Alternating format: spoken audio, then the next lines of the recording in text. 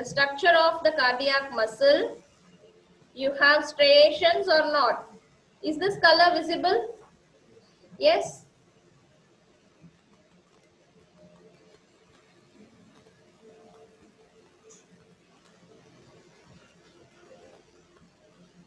This is how the cardiac muscle is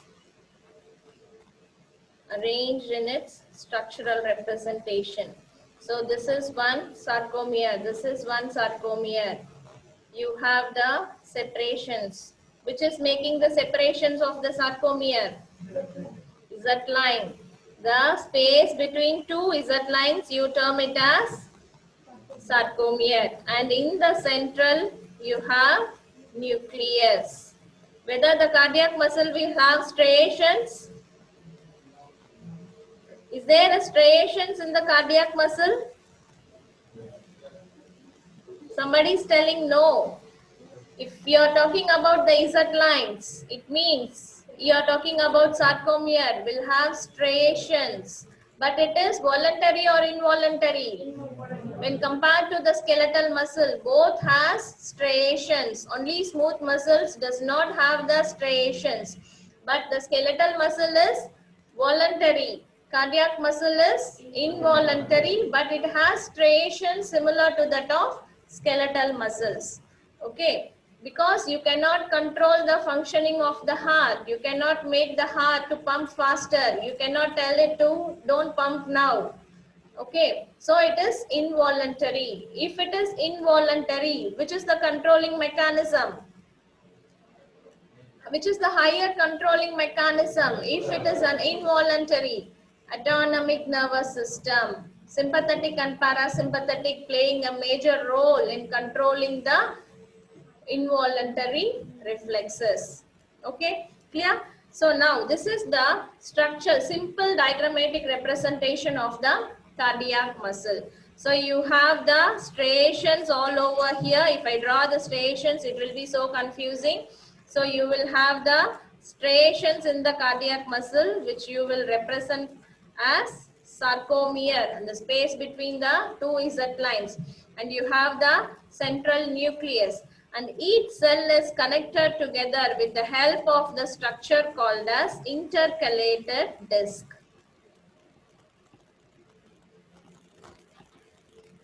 So they are also called as structural syncytium or syncytial fibers. Okay, and each cardiac muscle is connected by the cell junction called as, which type of cell junction is present? Gap junctions, which contains, what is the major content in the gap junctions? Connexins. What is the main function of gap junctions? Signal transmission, electrical signal, cell to cell signaling, cell to neuronal signaling.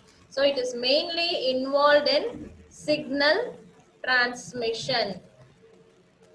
So that is why when you are stimulating the cardiac muscle at any point, because of the presence of these intercalated discs, the signal will travel to the entire length of the cardiac muscle. And if it is contracting, it will contract on the whole. If it is relaxing, it will relax on the whole. So that is specifically due to the peculiar feature in the cardiac muscle called as intercalated disc. They are the syncytial fibers, which is giving the significant property of the cardiac muscle. Okay, and now next we will move on to the other properties of the cardiac muscle. So first one we will see is the excitability.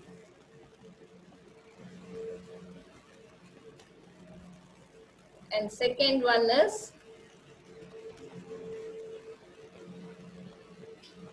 contractility.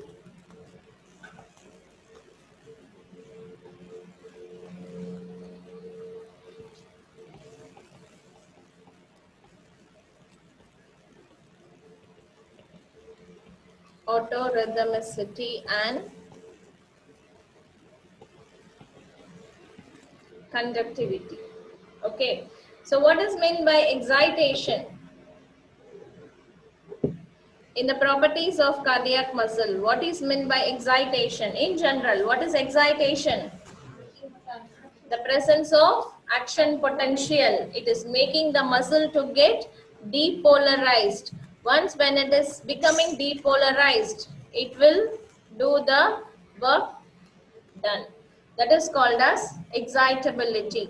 And this excitability followed by contractility, the contraction of the heart chambers, atrial contraction, ventricular contraction.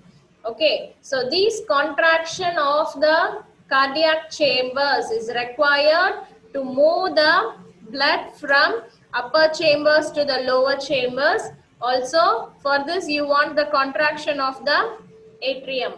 And from the ventricles, the lower chambers, the blood has to move to the pulmonary circulation and systemic circulation. So for this purpose, the ventricles should contract. So this is happening in a sequential way. First the atrial contraction, then the ventricular contraction, then the atrial relaxation, ventricular relaxation. It is happening in a cyclic mechanism. Okay, so this contractile function is one of the significant property in the cardiac muscle. Okay, clear? And next, followed by autorhythmicity. Autorhythmicity in the sense, it is talking about the stimulus. In other muscles, skeletal muscles, smooth muscles, you will get the signal from the external source. It may be from the extracellular fluid. The signal may travel either through the electrical signaling or through the chemical signaling or through the mechanostimulus. It is of different categories. But in case of cardiac muscle, it is showing the rhythmicity on its own. So we will call it as autorhythmicity. How this is happening? And this autorhythmicity is one of the another significant property in the cardiac muscle which is not seen in other muscles of the body. It is because of the presence of junctional tissues of the heart. They are called as conducting system of the heart. Okay, next we are going to see in detail what is the junctional tissues. So this cardiac muscle is having the significant property to generate its own impulse. So that is the one making the cardiac muscle to function continuously till death. Okay, clear? So that is called as autorhythmicity. And finally, conductivity. Conductivity is how the impulse is traveling from one place of the cardiac muscle to the entire myocardial units. So it is because of the property of conductivity which is mainly helped by the presence of intercalated disc, the syncytial fibers. Okay, so these are the basic properties of the cardiac muscle. And now we will see small graphical representation how the excitability is working down.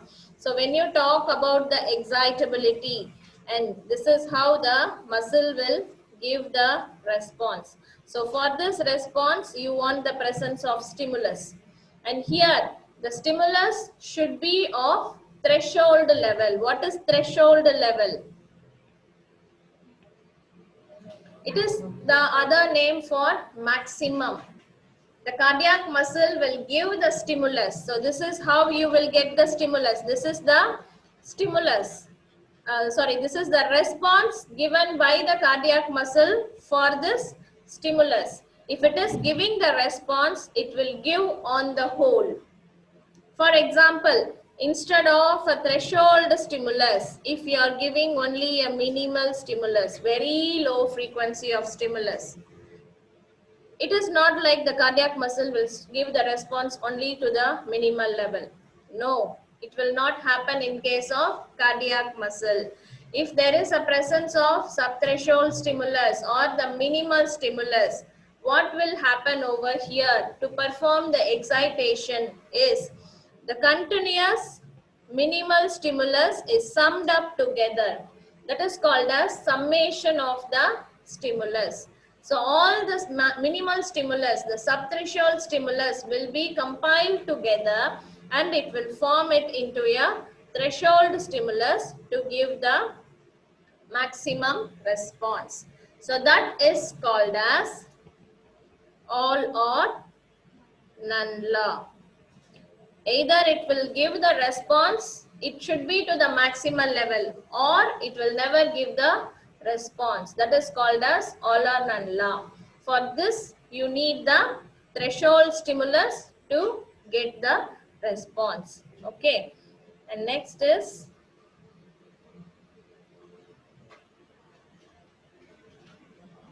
refractory period. So before talking about the refractory period, we will see about the action potential in the cardiac muscle. So what are the parts of action potential in the skeletal muscle and in the neurons? Action potential.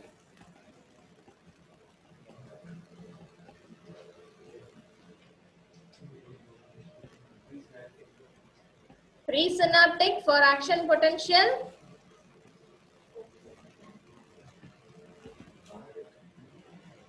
First, you have to know what is resting membrane potential. That is polarized state. Then you need the stimulus. This stimulus will make the polarized condition to become depolarized. Then it will attain the action potential range. Then it will come back to the repolarized condition followed by hyperpolarization. Then it will again do the polarized state. So these are the features what we have seen in the skeletal muscles. In case of cardiac muscle, you will be seeing the action potential in different phases. So you have, we will start with phase 4.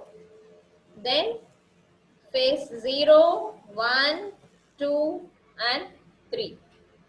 Okay, so what these phases is going to represent, we will see them one by one now. So now we are going to draw the, how the action potential in the skeletal muscle and the neuron. How is the action potential in the skeletal muscles and in the neuron? You will have the representation like this. And if it is undergoing repolarization, how I will mute? I have to mute then. Is it not audible? For Zoom class. Okay.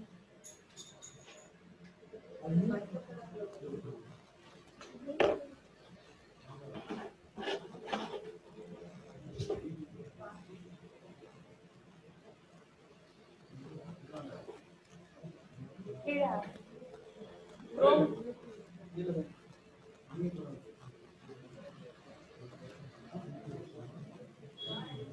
Is that okay? Yes? Okay. So in case of skeletal muscle, you will get the graphical action potential like this. But in case of cardiac muscle, since the cardiac muscle has syncytial fibers and the cardiac muscle has to do the contraction and relaxation continuously, you will get the separate graphical representation in this manner. This is how the action potential of the cardiac muscle looks like. Okay, so now we will see, we will label the phases, and this is the phase 4. In the beginning, you have phase 4. So if this is the representation for phase 4, then what it is? What kind of state? Polarized, depolarized, repolarized, hyperpolarized. So phase 4 is the polarized state. Okay, and followed by phase 0. You will have the phase 0. And then followed by you have phase 1, phase 2 and phase 3. Okay, so this phase 0 is the depolarized state. Okay, clear? And then this phase 1, it is repolarization. It will initiate, and phase 2 is the plateau phase, then finally fast repolarization. Okay, clear? So now, what are all the events which is taking place in the cardiac muscle? Is the first one, what you will encounter is if there is a presence of stimulus, the polarized state will become depolarized. So what is the channel which is going to open in case of depolarized condition? There is opening of sodium channels. Okay, so always in the polarized state you will have the potassium leaky channels to remain open, and the potassium is going out of the cell, which is maintaining the negativity inside the cell and making the cell to be in a polarized resting state.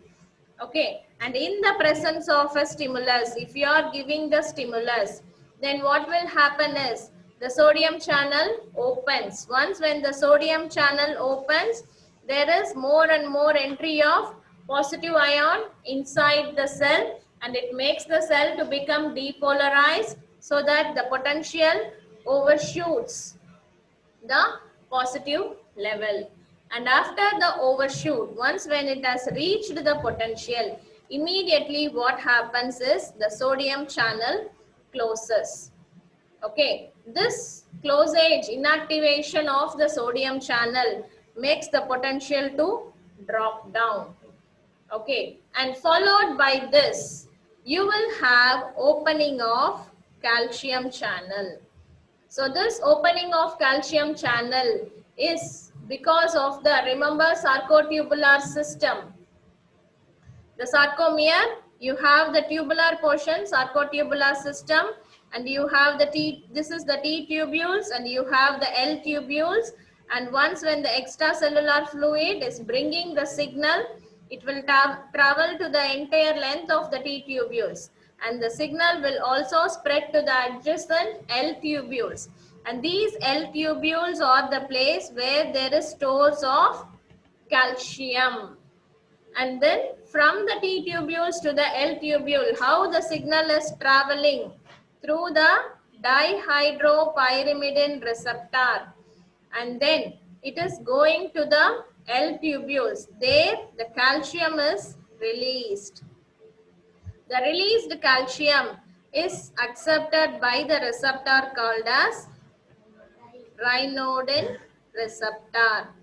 Okay, so these receptors is now receiving the calcium released from the sarcotubular system of the cardiac muscle, and now this is the one which is maintaining the plateau phase.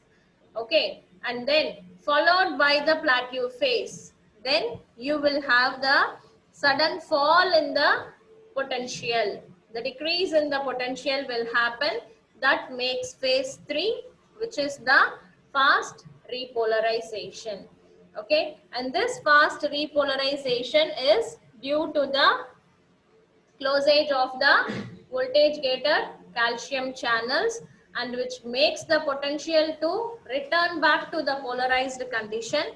And because of the enormous amount of excessive amount of entry of potassium ions, and with the closage of calcium channel, you will become hyperpolarized condition, then immediately it will come back to the polarized state. So this is the action potential in the cardiac muscle.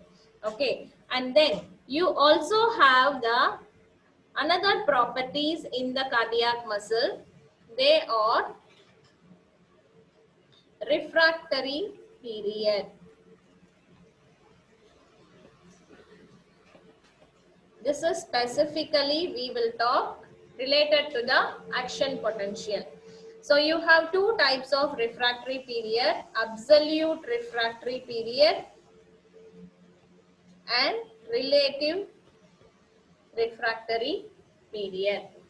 Okay, and what is absolute refractory period is, for example, this is the first stimulus you are giving to generate the action potential in the cardiac muscle, and then after this immediately if you are giving a second stimulus over here, and what is the channel which is opened over here? Potassium channels, which is remaining already open. Okay. Sorry, the sodium channels, which has already remained open. It is already in the activated state. And in that phase of depolarization, if you give a second stimulus, this cardiac muscle will not give the response, even though whatever may be the effect and the strength of the stimulus. If you give 2 or 3 times more, many times bigger than that of the first stimulus, if you give the second stimulus of whatever strength it may be, the cardiac muscle will not respond to the stimulus. So that kind of refractory period is called as absolute refractory period, because for giving the response you need the activation of sodium channels. Here it is remaining activated already and it was giving its maximum input of sodium ions inside the cardiac muscle. So it will not give the response for the second stimulus. You will not get immediately another action potential. Okay, so this will not happen.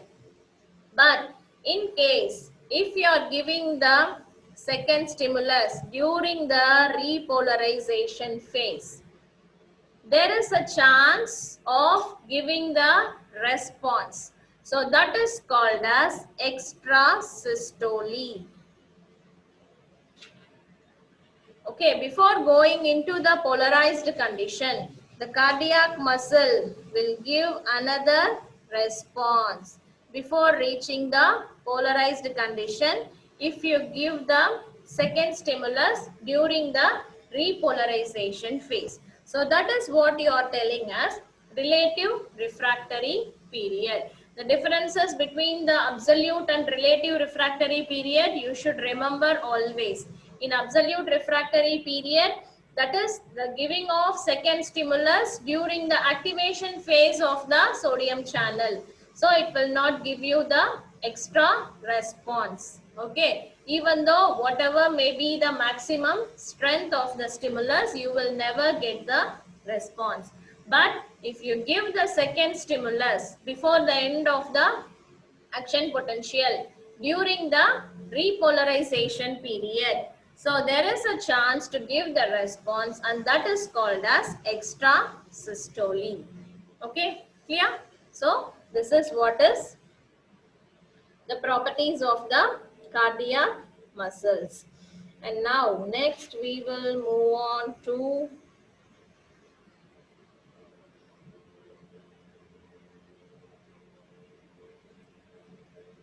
junctional tissues of the heart.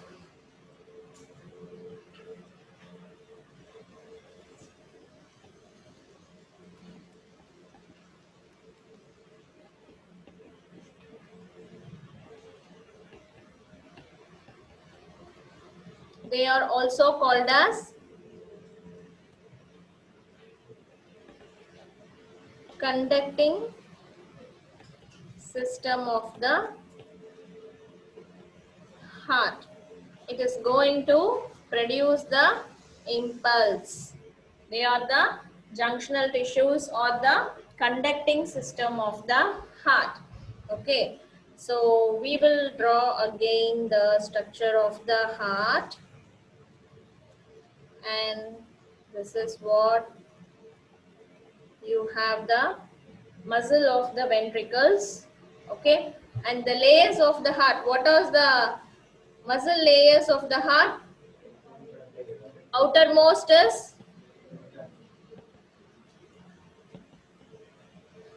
middle layer is, and innermost is, outermost muscle layer is pericardium, epicardium, myocardium, endocardium. What is pericardium? Which covers the entire cardiac muscle. That is the pericardium. It is not the muscular layer, which is not considered as a cardiac muscle. Okay. So the cardiac muscle, you have three layers. The outermost epicardium, middle is myocardium, and the innermost is endocardium. Okay. And then now,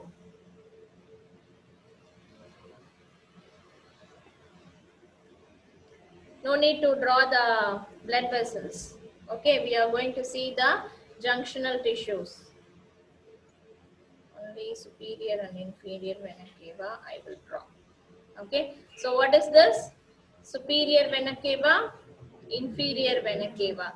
So now coming to the junctional tissues of the heart, you have SA node, which is called as pacemaker. And what is SA node? Sino-auricular. And then AV node, bundle of His,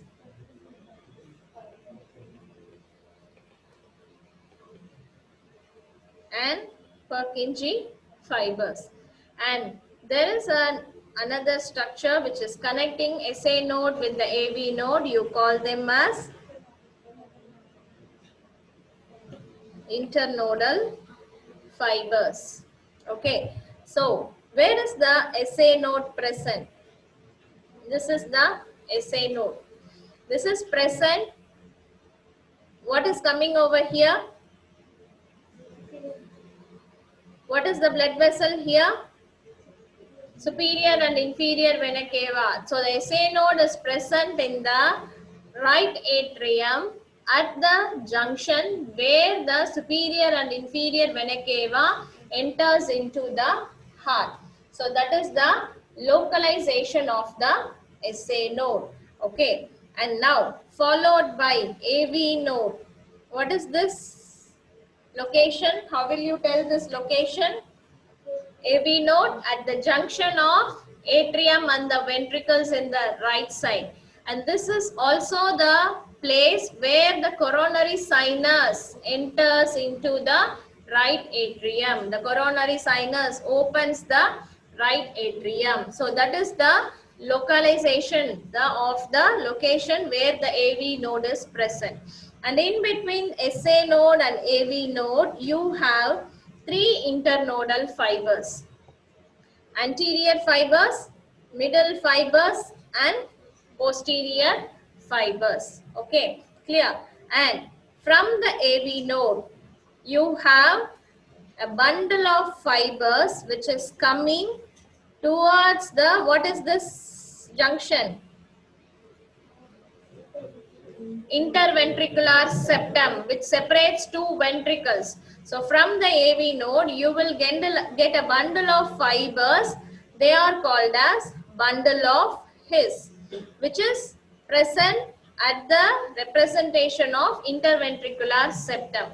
Then this bundle of fibers will now divide into two, right and the left bundle, which will subsequently give rise to the small root-like structure of fibers. It is very, very, very small root-like structure of fibers, which is of very, very minimal diameter. So it will perform faster conduction of the fibers. Okay, when you compare the conduction velocity between the thick and the thin fibers, which fiber will conduct fast? Thin fibers, because of the decrease in the diameter. So these fibers are called as Purkinje fibers. So these Purkinje fibers from the bundle of His, it is dividing into right and left bundle. Then it is traveling towards the entire length of the interventricular septum and reaching what is this position of the heart? Apex. Okay, and then it turns around and covering the entire wall of the ventricles in both the sides. So the Purkinje fiber is the one which is going to give the electrical signal to the entire ventricular unit. Okay, clear? So we have SA node connected to the AV node by the presence of internodal fibers. We have 3 internodal fibers, anterior, middle and the posterior. And from the AV node, you have bundle of fibers which is emerging. They are at the position of the interventricular septum, in the upper position of the interventricular septum. Okay, and then this bundle of fibers will have the division as right and left bundle, which enters the right and left side of the ventricles. Followed by that, you will have the length of the bundle Purkinje fibers, which travels towards the entire length of the interventricular septum, and it is supplying the interventricular septum. Then it reaches the apex and it turns around to supply the entire muscle of the ventricles in both the sides. Okay, clear? So this is how the junctional tissues of the heart is positioned. Okay, and now functions of these junctional tissues. It is going to produce its own impulse. That is the property of cardiac muscle having autorhythmicity. It is not, there is no need for any impulse from the outside, because it is having its own impulse generation because of these junctional tissues. Okay, so now we will see what is the rate of conduction given by each node. So the rate of conduction of impulse.